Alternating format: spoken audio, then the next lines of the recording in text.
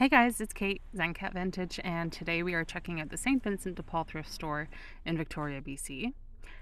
First thing I checked out when I got inside, they had some Easter stuff out already. I personally was looking for any like hand-painted eggs, Ukrainian eggs, things like that. Those sell really, really well for me. And then as I was browsing the shelf, I saw this little brown teapot, which I thought might be a brown Betty. Those are like the old school, very traditional English teapots, traditionally made with like a red clay. Sadler made them. Also, a company called Adderley still makes them, and another one as well. That little brown teapot, though, was actually from Walmart, so I'm glad the sticker was still on it. And I'll be totally honest with you, when we first walked in, I was honestly a little disappointed because the shelves, as you can probably see, are pretty sparse, especially for the type of things I'm looking for. This was a pretty bowl. I think that's like the prosperity symbol, but it had a chip on it. One thing I did find was this incredible platter. This is a California pottery piece. Huge. It was priced at $10, which is honestly not a bad price if you're buying for yourself. Maybe not for resale, but it was a California Originals. And I think they were in operation from like the 1950s until maybe the late 70s, early 80s. So that was a really, really beautiful piece. And then over here is a lot of figurines. There's a little Pendleton bunny and the little boy there. I probably should have looked closer at him. He was a Joseph's Originals.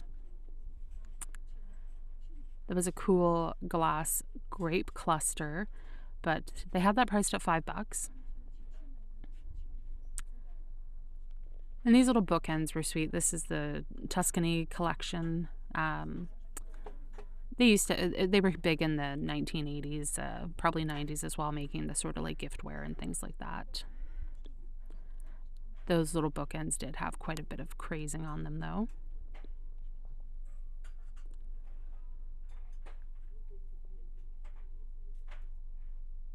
Some chokin art. This piece was pretty. Never heard of that maker though. It was Connoisseur, so I don't think that's really a super well-known company. I couldn't really find anything about them, but I was tempted by the little chokin pieces just because of the pretty butterfly design on them. But by this point, I was feeling a little discouraged because I wasn't seeing a lot, and the things I was seeing, I don't know, weren't really going to work for resale.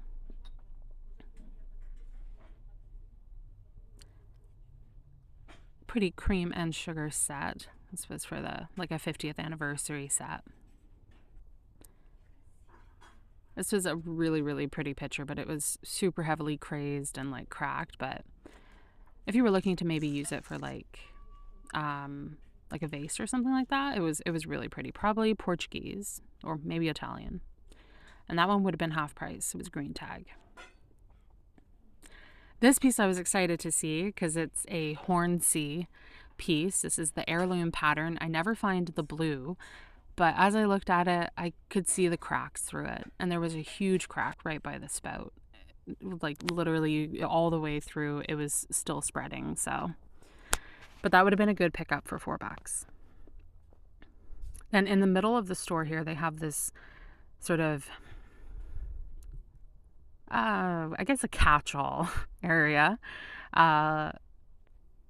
It's fun to dig through when they have it piled up like this because you never know what you might find. This was a cute little wall hook for $2. I was tempted to get that for myself, but I honestly don't know if I really need it or where I would put it. So just a lot of random pieces on here. Though I did like these bookends. They had an Asian feel to them. Probably, I don't know, maybe Indonesian or something like that.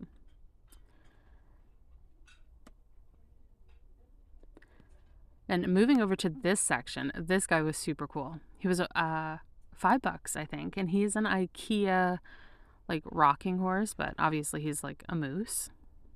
Very, very cool. And actually, there, if you were, wanting to mess with it. You could potentially resell it. They don't actually make that one anymore. And yeah, I think there are some solds on eBay. So now these, finally I found something that I was like, okay, well, that's a good price. These were 75 cents. They're totally vintage. I looked up that name, the Bottega di Fulgenzi or whatever. And it's actually a store in Italy. And they're just very cool, sort of like wall decals, I guess. I'm probably going to keep those. Fortunately, as I was browsing around, my husband was off doing his own thing, and he actually found quite a few things. I didn't really. There was a lot to look at, but these blankets were beautiful. This one was a Mossfield. They had this priced at $30, and found some kind of comps and around $50. So a bit high for reselling, but if you were looking to grab one. And the plain pink one was priced at $15, I believe, but it did have some damage. Now this was where I spent most of my time.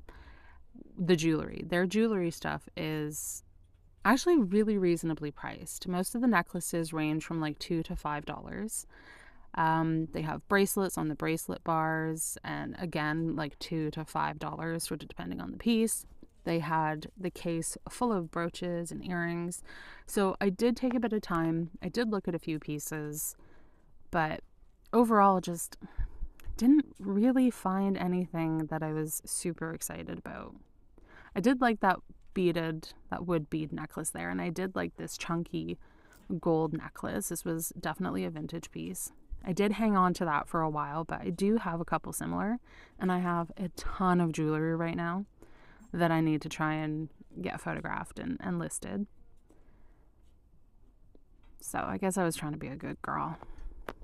Trying not to just spend and spend and buy, because it's so easy to do. There was actually a couple items that my husband pulled out of the case that we ended up getting for him to list on eBay. And then over here, just before we were getting ready to leave, I wanted to have a quick look at the lamps and the electronics. This was a pretty little one, kind of like I guess like a Rococo courting couple. And then these were beautiful, these lamps. They had the pair, but money to be made if you were looking for it, but I couldn't justify it. Priced at $25 a piece. But that's it for today. Hope you enjoy the haul.